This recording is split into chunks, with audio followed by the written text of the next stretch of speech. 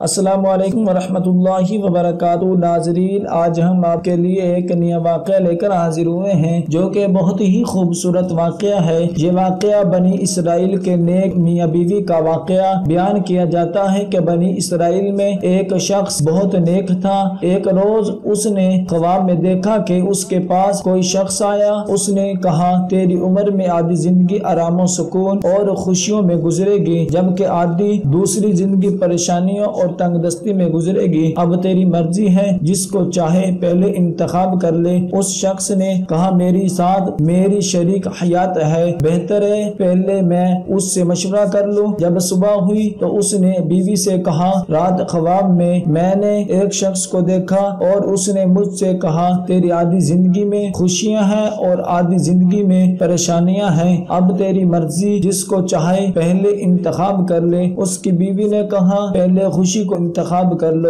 اس نے اپنی شریک حیات کی بات پر عمل کیا اور پہلے خوشیوں کا انتخاب کیا۔ پھر جب اسے کوئی نعمت ملتی تو اس کی زوجہ اس سے کہتی، تمہارا فلاں ہمسایہ ضرورت مند و محتاج ہے، اس کے ساتھ احسان کرو، یا اسے کہتی، تمہارا فلاں رشتہ دار نیاز مند اور ضرورت مند ہے، اس کی مدد کرو۔ اسی طرح جو بھی اس کو نعمت ملتی وہ غریبوں اور محتاجوں کی مدد کرتے اور ان نعمتوں کا شکر ادا کرتا۔ یوں اس کی آدھی زندگی خوشیوں اور فراوانی میں گزری۔ جبکہ دوسری آدھی زندگی شروع ہوئی تو اس کی بیوی نے کہا، خدا نے ہمیں نعمت سے نوازا اور ہم نے اس کا شکر ادا کیا، اور خدا یقیناً اپنے وعدے پر وفا کرنے والا ہے۔ دعا ہے کہ اللہ تبارک و تعالی ہم سب کو اس پر عمل کرنے کی توفیق عطا فرمائے۔ صدق اللہ العظیم۔